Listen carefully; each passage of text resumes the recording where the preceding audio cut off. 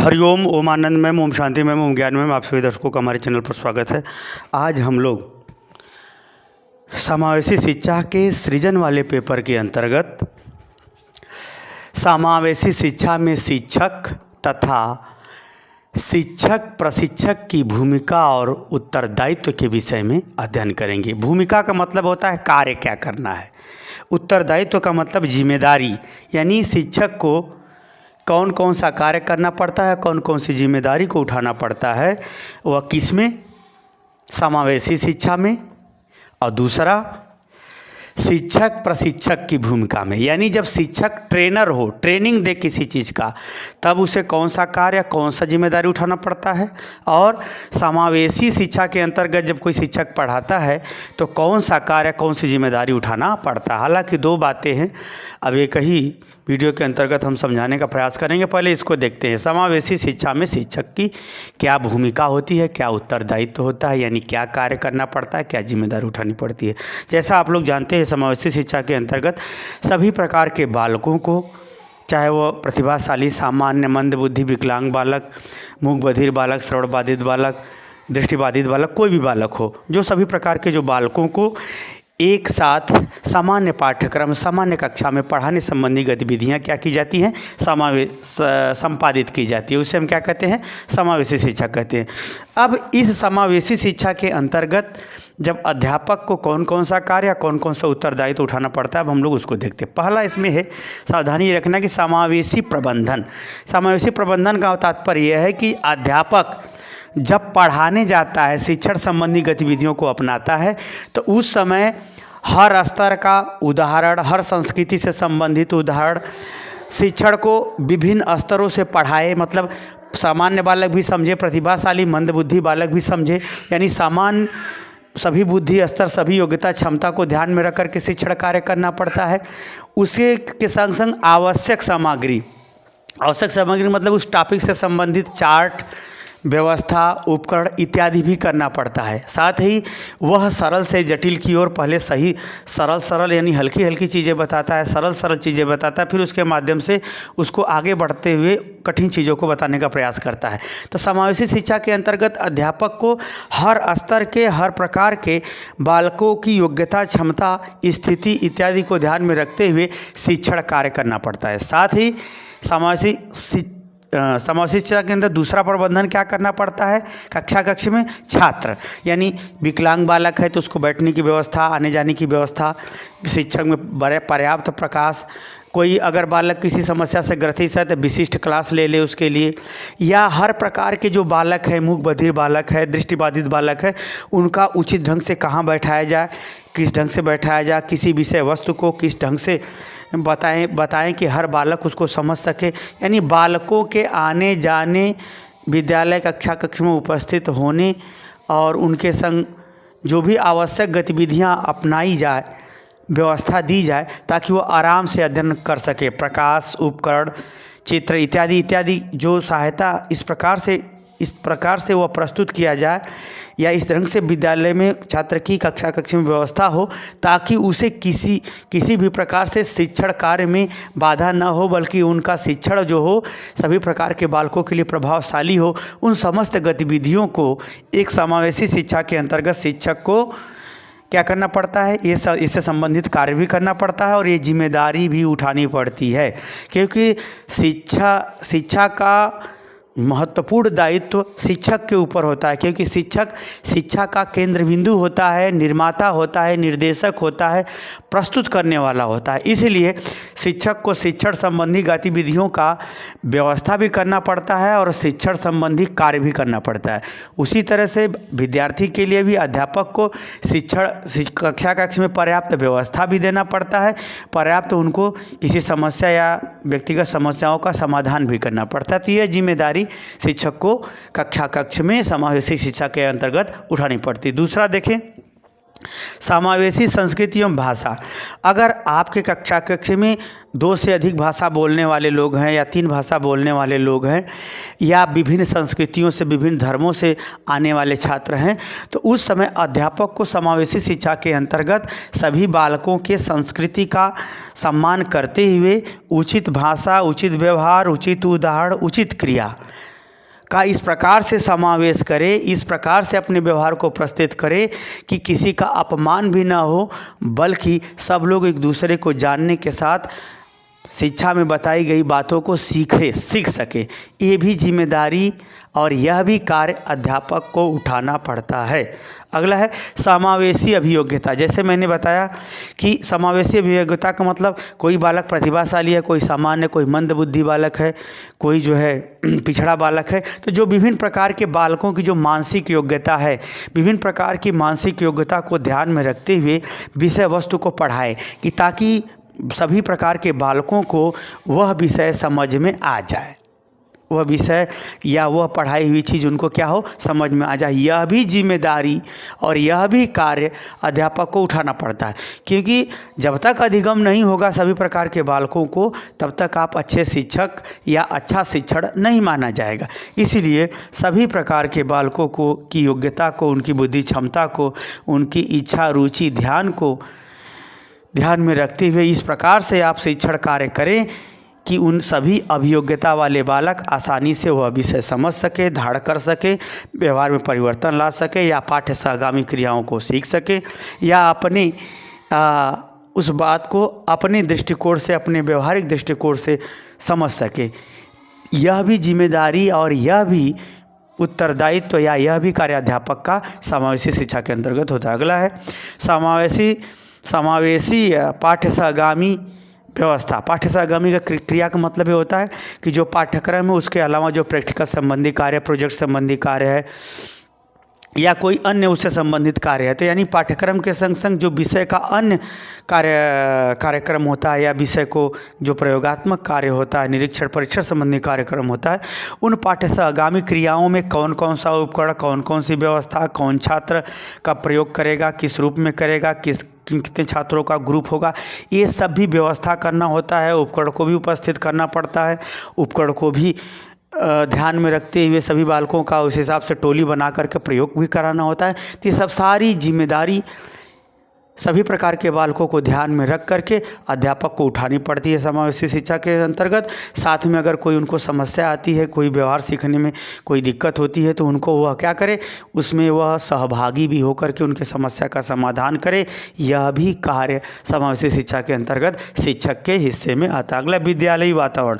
विद्यालयी वातावरण का तात्पर्य है कि अध्यापक सभी प्रकार के बालकों को ध्यान में रख करके विद्यालय का एक वातावरण निर्माण करें, अनुशासन को लेकर के, शिक्षकों के सहयोग, एक दूसरे के सहयोग को लेकर के, विद्यालयी स्तर पर विभिन्न प्रकार के कार्यक्रमों को लेकर के, विद्यालयी स्तर पर सांस्कृतिक सामाजिक जागरूकता अभियान को लेकर के, इस प्रकार से स्वस्थ वातावरण मानसिक रूप से, व्यवहारिक रूप से, मनोवैज्ञानिक रूप से निर्मित करें, ताकि सभी प्रकार के बालकों को सभी प्रकार के बालकों में या अयोग्य बालकों में हीन भावना उत्पन्न किए बिना ही सौहार्दपूर्ण वातावरण में या एक उपयुक्त और अच्छा भरा वातावरण में शैक्षणिक कार्य या अधिगम का कार्य संपादन किया जा संपादित किया जा सके।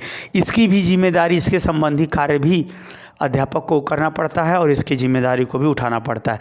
क्योंकि विद्यालय में अगर विभिन्न प्रकार की योग्यता क्षमता वाले बालक हैं, अगर एक दूसरे को चिढ़ाएंगे या उल्टा सीधा बोलेंगे या ध्यान नहीं दिया जाएगा, तो निश्चित रूप से समावेशी शिक्षा का उद्देश्य पूरा नहीं होगा। तो ये सब जिम्मेदारी भी अध्यापक को उठाना। अगला है सौहार्दपूर्ण व्यवहार।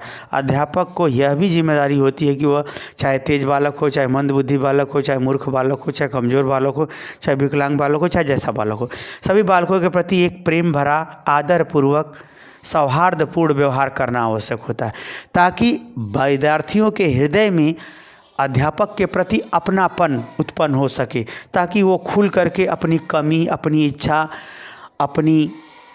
अपने जो है आवश्यकता इत्यादि की जानकारी इत्यादि को जो है शेयर कर सकें, कमियों को दूर कर सकें, समस्याओं को रख सकें, उससे पूछ सकें, उसका निवारण कर सकें, या उपचारात्मक शिक्षा को बढ़ावा दे सकें।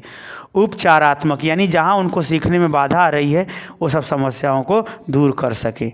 जहाँ जैसे ट्यूशन में नहीं होता, पढ़ाता है व्यक्ति, बालक को नहीं आता तो फिर वहाँ से पूछता है, तो फिर उसके बाद बालक उस समस्या को दूर करके अध्यापक आगे के लिए उसे कार्य देता है या आगे सीखने के लिए प्रेरित करता है।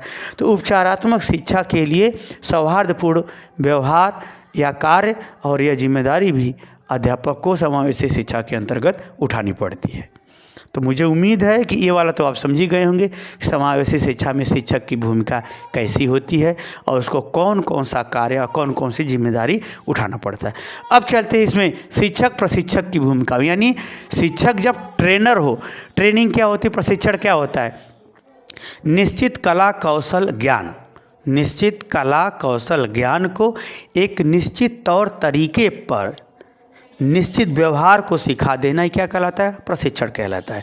यानी निश्चित कला कौशल ज्ञान, कुछ भी हो सकता है इसमें, निश्चित कला कौशल ज्ञान को निश्चित व्यवहार द्वारा निश्चित तरीके से सिखा देना क्या कहलाता है, प्रशिक्षण कहलाता है।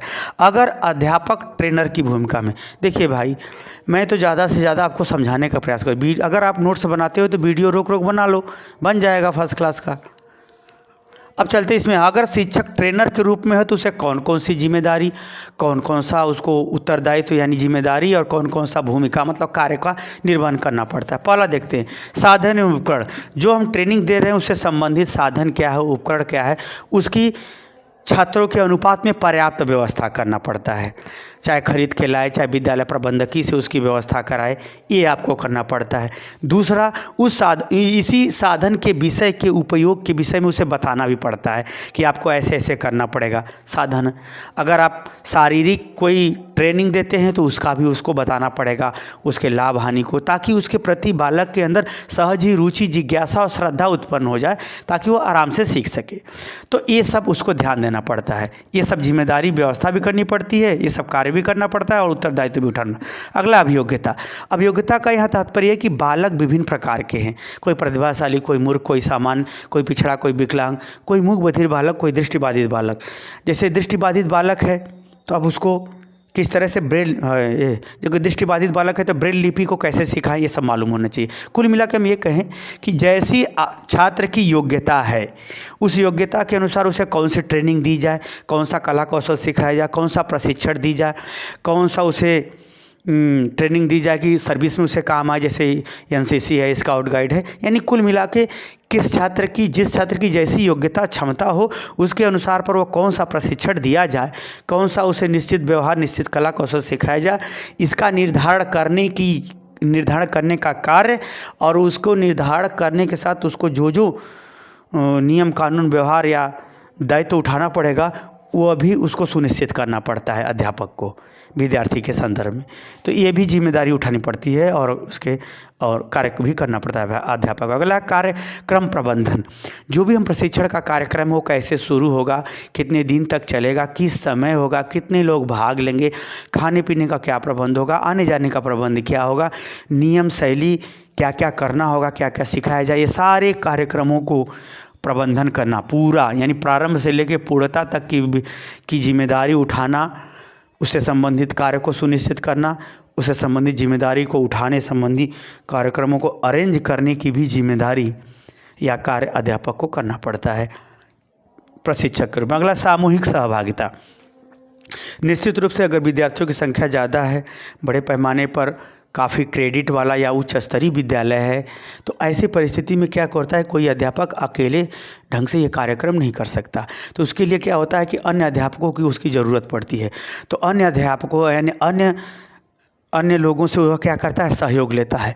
तो वह सहयोग लेते समय वह निश्चित करता है कि किस अध्यापक को क्या करना पड़ेगा, कौन कौन सी जिम्मेदारी लेगा। वो जिम्मेदारियों को बांटता है, उसको खंडों में बांटता है, उसको प्रक्रियाओं में बांटता है, ताकि सारे कार्यक्रम जो प्रशिक्षण संबंधी है आराम से टोली नुमा क्रमशः सामूहिक रूप से सबको उसको सिखाया जा सके, उसको लाभान्वित किया जा सके।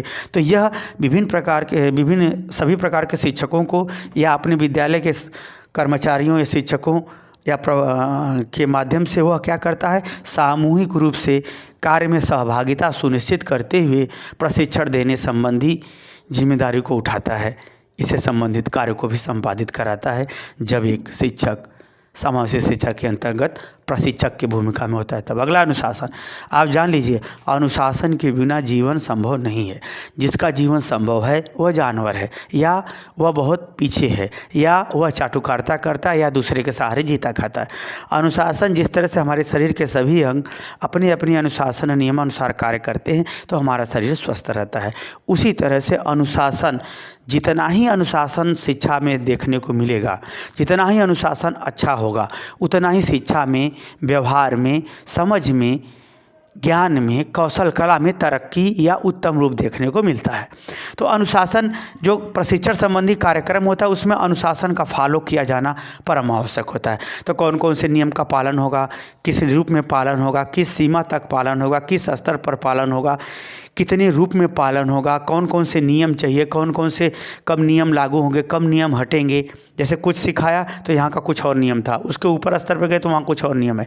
तो प्रत्येक स्तर पर नियम क्या है, उसका अनुशासन क्या है, व्यक्तिगत रूप से, सामूहिक रूप से शिक्षक का अनुशासन से विद्यार्थी के प्रति क्या है, और विद्यार्थी का अनुशासन उस कार्यक्रम और शिक्षक के प्रति क्या है, ये सब सारा चीज़ों को क्रमशः पालन करना होता है, कराना भी होता है। तो इसकी भी जिम्मेदारी और ये इसके निर्माण संबंधी कार्य भी जब समावेशी शिक्षा के अंतर्गत अध्यापक होता है तो प्रशिक्षक के रूप में आती है। अगला है अधिगमकर्ता की भागीदारी। अधिगमकर्ता की भागीदारी का तात्पर्य है कि जो ट्रेनिंग दी जा रही है, किस विद्यार्थी को क्या करना है, किस ढंग से करना है, किस रूप में करना है, उस कार्य का कब पूर्ण माना जाएगा, कार्य का प्रारंभ, कार्य का परिणाम, कार्य का स्थिति, ये सब सारी बातों को भी प्रत्येक विद्यार्थी के लिए अध्यापक को क्या करना पड़ता है, सुनिश्चित करना पड़ता है। जैसे कौन टोली खाना बनाएगी, कौन टोली साफ़ सफाई करेगी, कौन टोली फील्ड में व्यायाम करेगी, कौन टोली दौड़ेगी, कौन टोली प्रचार प्रसार के लिए जाएगी,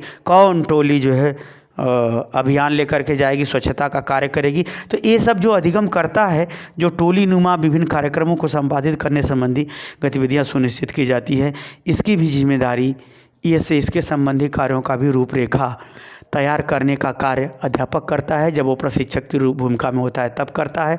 साथ में यह जो है जिम्मेदारी भी अध्यापक अपने ही ऊपर उठाता है, क्योंकि ट्रेनर तो बाहर से आएगा, ट्रेनर जिस तरह से बताएगा उस तरह से अध्यापक भी अपनी जिम्मेदारी उठा करके उसके कार्यक्रमों में सहयोग दे करके कोई निश्चित कला कौशल, व्यवहार, जागरूकता या उसके जीवन में कला कौशल, प्रशिक्षण इत्यादि को सिखाने का प्रयास करेगा, सिखाने पर बल देगा। तो मुझे उम्मीद है कि समावेशी शिक्षा के अंतर्गत शिक्षक की कौन कौन सी भूमिका होती है, यानी कौन कौन सा कार्य होता है, कौन कौन सी जिम्मेदारी उठानी पड़ती है, आप इसे समझ गए होंगे। इसी प्रकार से जब समावेशी शिक्षा के अंतर्गत अध्यापक एक ट्रेनर के रूप में होता है, तो उस ट्रेनर के रूप में होता है तो अध्यापक को कौन कौन सा कार्य करना पड़ता है, कौन कौन सी जिम्मेदारी उठानी पड़ती है, इन दोनों बातों को आप व्यवस्थित रूप से समझ गए होंगे। समझ गए हैं तो झट से कमेंट बॉक्स में बताइए। साथ ही मेरे चैनल को लाइक, शेयर, सब्सक्राइब भी कीजिए। हरि ओम।